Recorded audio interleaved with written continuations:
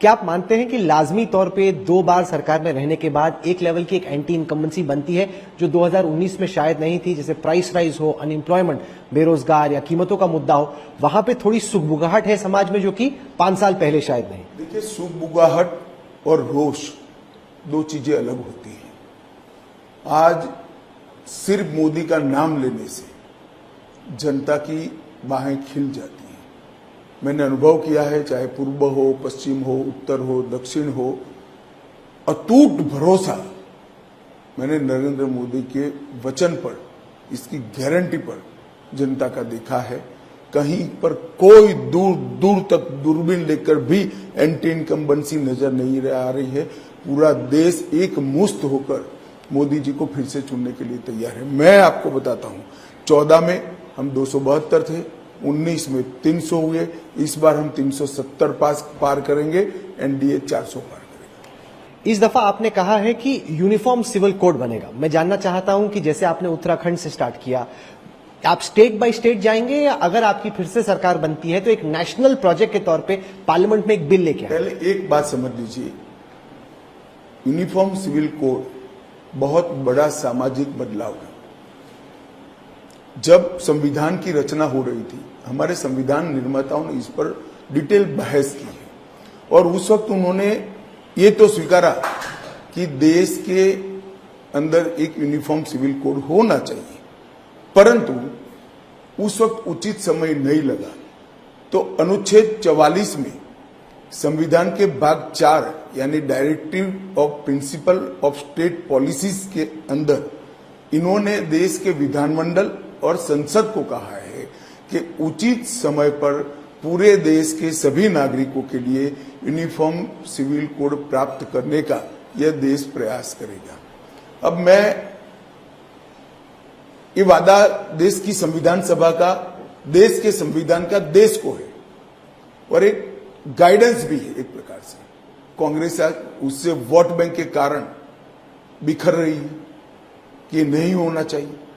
भारतीय जनसंघ की स्थापना हुई तब से हम कहते हैं कि इस देश में एक यूनिफॉर्म सिविल कोड होना चाहिए। सारे डेमोक्रेटिक कंट्री में यूनिफॉर्म सिविल कोड है, भारत में भी होना चाहिए और अब समय आ गया है कि पूरे भारत के अंदर यूनिफॉर्म सिविल कोड हो। परंतु भारतीय जनता पार्टी फर्मली मानती है, रास्ता जो होगा वो होगा। हम देश में पूर्णतया यूनिफॉर्म सिविल कोड को लागू करेंगे। सर, आपके घोषणा पत्र में क्या है वो तो अहम है, ये भी अहम है कि क्या नहीं है। जैसे कि national registry of citizens NRC जो है वो इस बार आपने मेंशन नहीं की, तो उसकी चूंकि वो मेंशन नहीं है उसको देख के मैं सोच रहा हूं कि क्या सोच रहे हैं आप एनआरसी के बारे में? देखिए, अभी हमने सीए लाया है। हमारी फर्स्ट प्रायोरिटी है कि सीए को अच्छे तरीके से देश में इंप्लीमेंट किया जाए और जो करोड़ों शरणार्थी हिंदू, बौद्ध, सिख, क्रिश्चियन पड़ोसी देशों से आए हैं, धार्मिक प्रताड़ना को सहन करते, वो सभी को नागरिकता दी जाए, सम्मान दी जाए, उनको देश में सेटल कर दिया जाए। ये प्रक्रिया बहुत लंबी प्रक्रिया है, ये होगी, इस पर उस पर बाद में बहस होगी। अभी एजेंडा नहीं है, 5 साल में एजेंडा हमारे घोषणा पत्र में अभी नहीं है। आप देश के गृह मंत्री हैं, बीजेपी के अहम स्ट्रेटेजिस्ट हैं। ये जो सवाल उठता है कि अगर इतना बड़ा बहुमत आ गया तो क्या बीजेपी कुछ संविधान? आप तो पढ़े लिखे व्यक्ति हो भाई, राहुल जी के सवाल मुझ पर ऐसे सीधे लॉन्च कर देते हो। 10 साल से हमारे पास बहुमत है या नहीं है? 2014 में हमारे पास 272 सीटें थी, अभी 300 सीटें हैं और दोनों बार एनडीए मिलाकर संविधान बदलने का भी ताकत है। हमने हमारे बहुमत का उपयोग 370 हटाने में किया, सीए लाने में किया, ट्रिपल तलाक समाप्त करने में किया है। हमने एक कांग्रेस जो प्रच्छन्न रूप से कहना चाहती है कि हम आरक्षण हटा देंगे, इसके लिए हमने उपयोग नहीं किया है, न करेंगे।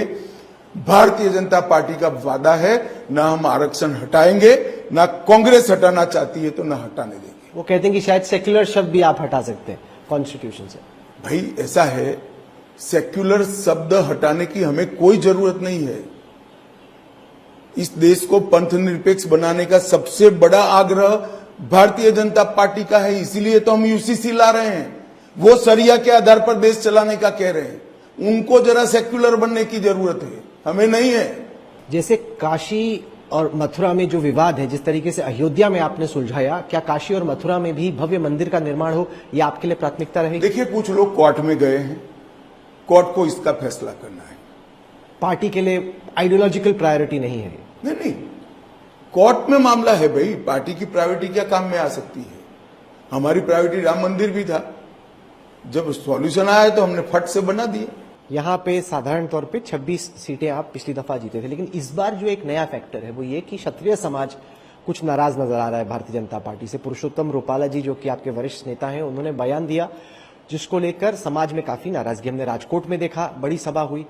पश्चिमी उत्तर प्रदेश में, राजस्थान में भी जो राजपूत ठाकुर समाज है वो नाराज नजर आ रहा है। कितना बड़ा फैक्टर ये हो सकता है इस चुनाव? देखिए, रूपाला जी ने तुरंत ही माफी मांगी है, 3 बार माफी मांगी है, और हम जो नाराज लोग हैं उनसे चर्चा भी कर रहे हैं।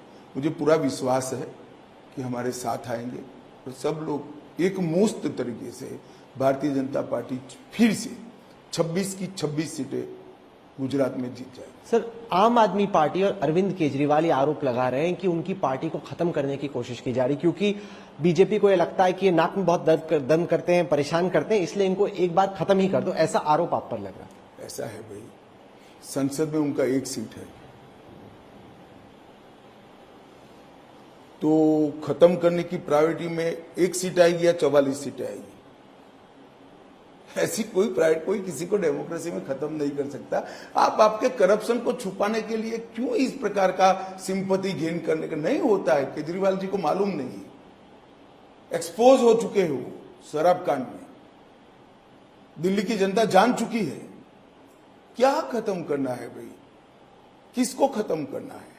हम हमारी पार्टी बढ़ाने की बात कर रहे हैं, किसी को खत्म करने की जरूरत नहीं है। एक नागरिक के तौर पे मैं जानना चाहता हूं कि सुप्रीम कोर्ट के इलेक्टोरल बॉन्ड्स पे फैसले के बाद इस चुनाव की फंडिंग पर क्या असर पड़ा? जिससे पहले फंडिंग हो रही थी। देखिए, मेरा बहुत स्पष्ट मानना है, कैश का चलन बढ़ेगा, बढ़ चुका है, बढ़ेगा। ये तो 31 को सब बैलेंस शीट आएगी तब मालूम पड़ेगा।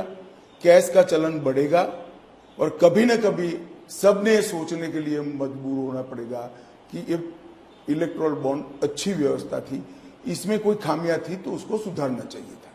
आगे का सोल्यूशन क्या हो सकता है सुप्रीम कोर्ट के फैसले के? ये तो संसद चर्चा करेगी। आप लाओगे कोई नया बिल? नहीं, हम बिल लाएंगे ऐसा मैं नहीं कह रहा, मगर व्यवस्था तो करनी पड़ेगी। हम इस तरह से